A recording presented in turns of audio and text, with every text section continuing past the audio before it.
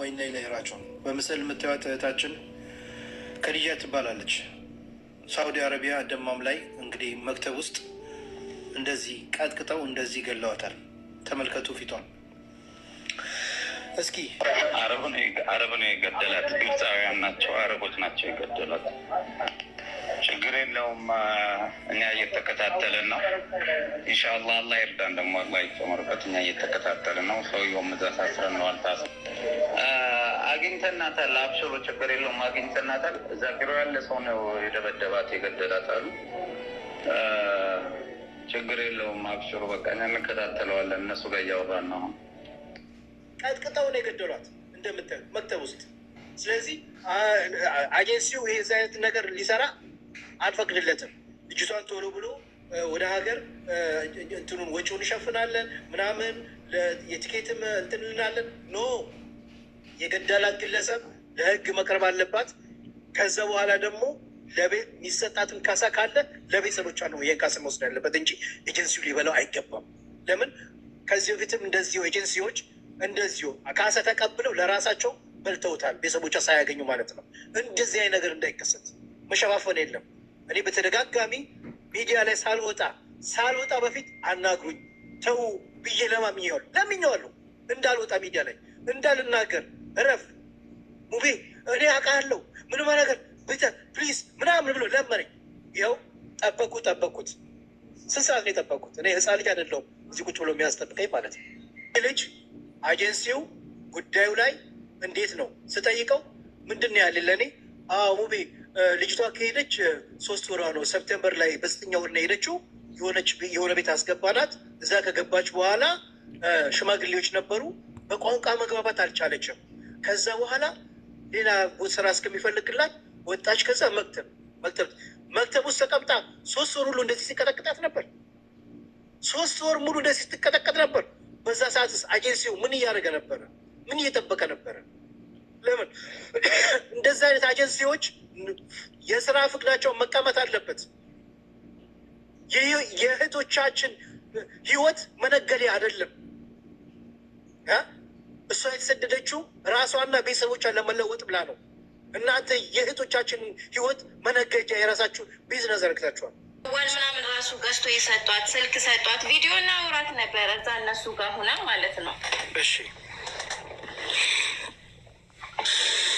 እና ያው ስትሄድ ይሄ መክተቡ ደግሞ ስትሄድ የመክተቡ ሰውዬ ደግሞ ስልኩን ተቀበለውና ከሰውዬው ጋር እያወራሁት ምንድናት እቺ ምንድናት ቋንቋ አታውቅም ምናምን ብሎ አመነጫጨቀኝ። ካላስ ማታ አርፍለ ቋንቋ አታውቅም ካላስ በቃ አታውቅም፣ ሌላ ስራ አስገቧት ምን ችግር አለው አታውቅም ምናምን አልኩት። ከዛ እሷ ደግሞ ሊመታኝ ነው ወይኔ በቃ ይሄ ሰውዬ ይገለኛል ምናምን አለች። እንዴት ይገልሻል? አይገልሽም አብሽሪ ምናምን አልኳት እኔ። እሺ እና እንደዚህ እንትን አልመሰለንም ኖርማሊ በቃ። ከዛ ቀን በኋላ ስልኳ ተዘጋ ኦልሬዲ። ከዛ በኋላ እናንተ ስደውሉም ስልኩ ዝግ ነው፣ ኦንላይንም አይደለችም። በቃ የመጨረሻ ቀን ግን ስልኳ ደውሎ የኔ ላይ ደግሞ ደውለው ማናት የኔ ጋር ያለችው አለኝ። እየተነስለው ከ3 ወር በኋላ ወይ ከ3 ቀን በኋላ ታገኛለሽ አለኝ። አልሰማውም፣ በደንብ አልሰማውም ድምፁን። ምን አልክ ስለው ደግሞ ድምፅ ጆሮ ላይ ዘጋ። መልሼ ስደውል ብሎክ አደረገኝ በዛ ስልክ ማለት ነው። ግብፃዊው ራሱ ራሱ መቼ ነው የደወለልሽ? ዛሬ የዛው ቀን ከዛ ስልኳ ዘጋ።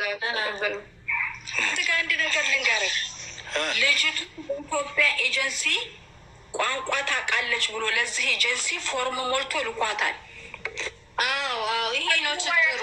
አየህ፣ ስለዚህ እነዚህ ሰዎች ደግሞ የተፈራረሙት ቋንቋ የምትችል ነው። ችግሩ ያለው የት ነው ማለት ነው? ኤጀንሲው ጋር ቋንቋ ማትችለውን ልጅ ቋንቋ ትችላለች ብሎ ለዚህም ኤጀንሲ አታሏል፣ ለሰዎቹም አታሏል። እነዚህን ደግሞ ለምን ይናደዳሉ? ከስተመራችንን አበላሻችሁብን ተዋሻላችሁ ብለው ይናደዳሉ። ያንን ንደት ልጅቱ ላይ ይወጡባታል። ይሄ ግብፃዊ ምንድን ነው የሚሆነው?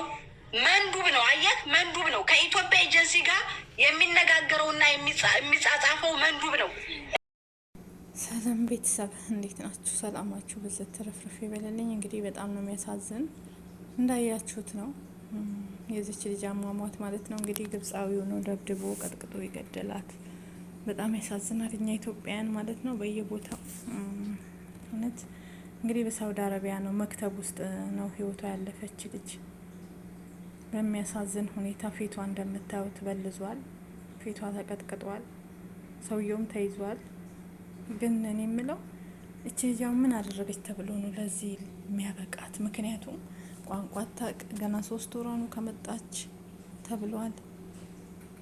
ምንም የማታውቀውን ልጅ እንደዚህ ማድረግ ምን ይባላል?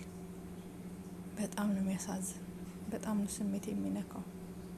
የእውነት እኛ ኢትዮጵያውያን በየቦታው በየጊዜው በቃ እንደዚህ እንግዲህ ሪያድ ውስጥ ነው እቺ ልጅ እንደዚህ የሆነችው ማለት ነው። በሪያድ ከተማ ሳውዲ አረቢያ ሪያድ ውስጥ ነው። ያሳዝናል። የኛ ሀበሾች ጭካኔያችን እስከዚህ ድረስ ነው ማለት ነው። እዛው እንግዲህ ለመረጃውን ራሱ ያወጣች ሌላ ኬንያዊ እንደሆነች ነው የተናገረ። ኬንያዊ የሆነች ልጅ ናት። ደውላ እንደዚህ ነው ብላ መረጃውን አውጥታ የተናገረችው ማለት ነው። ማንም ሊናገር አልፈለገም መረጃውን ራሱ። አንድ ሀበሻ እንዲህ ሞታለች ብላ ለሙቤ ላከችልኝ ኬንያዊ ናት ብሏል። ከባድ ነው። እዛ ውስጥ ሀበሾችስ የሉ? እች ልጅ እንደዚህ እዛ ቢሮ ውስጥ ተቀጥቅጣ እንደዚህ እስክትሆን ድረስ ሰው የለም? ቢሮስ ኃላፊ ሆነው ያመጡት ኤጀንሲዎች፣ የኢትዮጵያ ኤጀንሲዎች እነሱስ እንዴ? በዛ ላይ ምክንያቱ ምንድነው ሲባል ልጅቷ ቋንቋ ትችላለች ተብሎ ነው የመጣችው። ስትመጣ ቋንቋ አትችልም። ከዛም ስራ መለሷት። ለምን ዋሻችሁን? የማትችለውን ትችላለች ብላችሁ ለምን አመጣችሁ? በማለት ምክንያቱ ይሄ እንደሆነ ነው እየተናገረው ያሉት። እውነት ይሄ ይሁን ሌላ ይሁን እግዚአብሔር አምላክ ነው የሚያውቀው። እናቷ አልሰማችም። ያ እነዚህ 2 ሴቶች የምታዩት የአጎት ልጅ የአክስት ልጅ ምናምን ናቸው። እህቷ ደማማለች። እህቷ ደግሞ ከደማም ወደ ሪያድ እንግዲህ እየሄደች ነው፣ እንዳትፈርሚ እያሏት ነው። እነሱ ደግሞ አስክሬኑን ወደ ኢትዮጵያ እኛ እንልካለን በእኛ ወጪ ምንም ችግር የለም ብለው ኤጀንሲዎቹ እያለባበሱ ይገኛሉ ማለት ነው። አለባብሰው አስክሬኗን ለመላክ ህግ ጋር ሳይደርስ ማለት ነው። እንደዛ ሊያደርጉ ነው። ያው እነሱ የኢትዮጵያዎች እንግዲህ እንደምታውቁት ገንዘብ ካገኙ ይሸጣሉ። እንኳን የሞት አስክሬን አይደለም ሌላም ቢሆን ጣጣ የላቸውም። ብቻ ያማል እና ከባድ ነው እውነት። የዚች ልጅ ህይወት በጣም ነው የሚያሳዝን ከሚባለው በላይ ማለት ነው። እንዴት አረብ ነው የደበደባት? እኛ ሁሉን ነገር እንትን ብለናል፣ ሰውየውንም ይዘን ሆነዋል፣ እኛ አግኝተናታል ምናምን ይላሉ። ደግሞ ማያፍሩ ማለት ነው። ምንም ችግር የለውም። ሞተች እኮ ችግሩማ አለፈ እኮ። ህይወቷ ሳልፍ ነበር ችግር ያለ። ካለፈ በኋላማ ችግሩ አለፈ ማለት ነው። ምክንያቱም ህይወቷ አልፏል። ከዚህ በኋላ ምንም አታደርጉላቸው። ያማል በጣም ያውም በሌላ ዜጋ። አንድ ግብጻዊ እኔ የሚገርመኝ እንዴት ነው ግብጻዊ እንዴት ነው የሀበሻ ኤጀንሲ ቢሮ ውስጥ የገባው? ብቻ ሊገባኝ አልቻለም። ይሄ ምን አይነት ሲስተም እንደሚሰሩበት አሳዝናል በጣም።